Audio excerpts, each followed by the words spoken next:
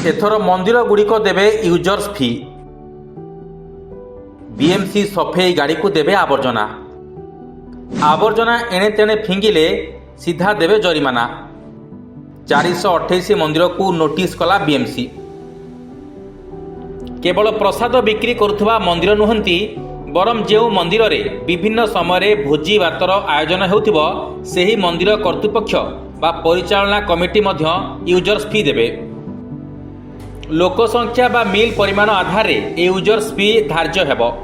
एठारु बाहरुथबा सबुज आवर्जना और ओदा खाद्य पदार्थ आवर्जना सीधा सड़क बायोमिथेन प्लांट को जाई परिचालना हेबो। फूल तुलसी पत्र और अन्यान्य आवर्जना को धूपकाठी पाई स्थापन हेबाकु थिबा प्लांट को पठाजिबो। बीएमसी करिथिबा सर्वे मुताबक भुवनेश्वर रे 700 रु ऊर्ध्व मंदिर रहिछि।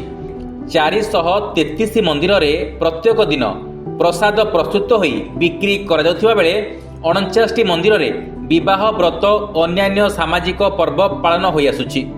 अर्थात मोट 482 मंदिर रे खाद्य पेयर व्यवस्था अछि। तेबे 482 मंदिर रु दिन को पाखापाखि 6000 टी मील प्रस्तुत होउछि। एथिरु प्राय 400 टन बळका खाद्य बाहरुछि। तेबे शनि मंदिर और तारिणी मंदिर रु सबुठारु अधिका बळका खाद्य पदार्थ बाहरुथिबा बीएमसी आकलन करिछि। तेबे सबु खाद्य पदार्थ एणे तेणे फिंगा जाउछि। तेबे सबु बेले संग्रह होई पारुनथिबा एगुड़िक एणे तेणे ही पड़ी रहुछि।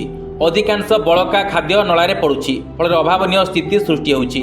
आवर्जना कम करने जेते उद्यम हेले भी यह बीएमसी पक्षे संभवपर हेउनाही। एणु नोटिस पर 100% आवर्जना संगृहीत हो पारिबो बोली बीएमसी आशा बांधिबा सह समस्तଙ୍କୁ सहयोग करबा पई निवेदन करिछि। तेबे सबु मंदिर प्रत्येक दिन फूल कदली चोपा बेलपत्र कदलीपत्र तुलसी पत्र खलीपत्र नड़िया कता और सढ़ई गुआ लेंबू बाउंश डाला ताल भोगई पोड़ा धूपकाठी और खोल व्यवहृत दीप सलिता अदरकारी बा बड़का प्रसाद अभड़ा फलमूल अगुरु चंदन और गंगाजल बोतल पॉलिथिन ठाकुरंक अव्यवहृत पोशाक सालुकना इत्यादि बाहरुछि। एणु एसबू वर्ज्य को 2टी डस्टबिन रे ओदा और सुखिला भावे अलग अलग कर रखिबा पई निर्देश दिया जायछि।